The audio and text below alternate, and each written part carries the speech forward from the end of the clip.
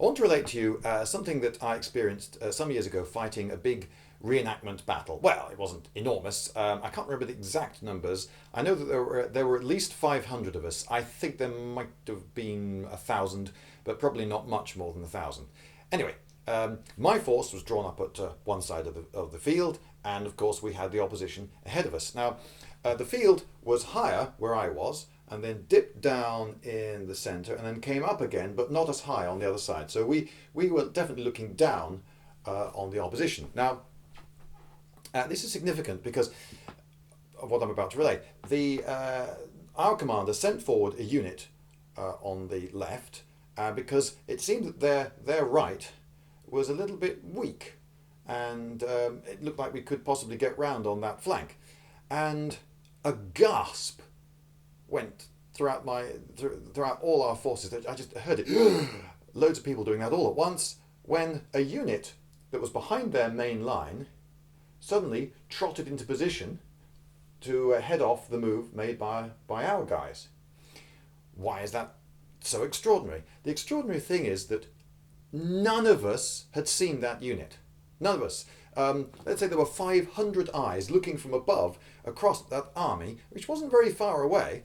Had we been using full proper poundage bows, they easily within effective bow shot. But no one had seen it. And the formation, these armies are not big, so the lines that we saw opposite us were only a few men deep, and yet no one had seen that block of infantry behind the enemy's front line, which I found quite extraordinary. So I can report that infantry are an extremely effective sight block for other infantry. And from that experience, I would gather that you could do quite a bit, even behind a line of loosely formed up skirmishers that would be invisible to the enemy. Just to finish what happened next, of course, having plugged the gap, our men, realising that they didn't have the advantage, pulled back again, and that reserve unit just stayed where it was, showed no initiative at all. It didn't pull back behind the line to become a reserve again. And that's something I've noticed in lots and lots of reenactment battles. People may have a clever plan and they enact that and then have no initiative immediately afterwards. It would be quite a feat of command and control to have got that unit to go back again, I'm sure. The other thing which happened in this battle was, we lost. We lost quite ignominiously.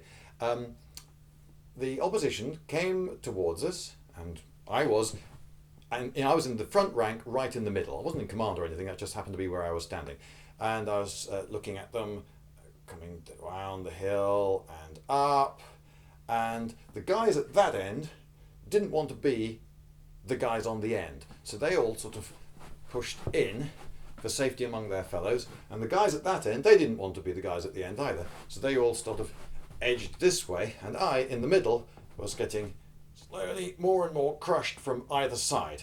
Now, I could, of course, have relieved the pressure by just stepping forward, so I'd then be on my own to take on the advancing army. I didn't particularly fancy that. I'd much rather be in the line so that when they attack, they're attacking everyone and not just me. But unfortunately, by the time the guys opposite me actually arrived, I could not fight at all. I was so crushed in with the weight of bodies from the right coming left and left coming right that I could just go with my weapons, and our centre collapsed in the space of a couple of seconds. They just rolled over us. The effect of crush is very significant. And if you want to write wargame rules simulating certain levels of combat, you might want to take that into account. Ill-disciplined troops will try to hide amongst each other, with the result that you get crushes. And we were pretty ill-disciplined. I mean, it was just a weekend event. I knew almost nobody, and so had no reason to trust anybody on my side. We were just militia, if you like. So there you go. Two things I learned from one reenactment battle.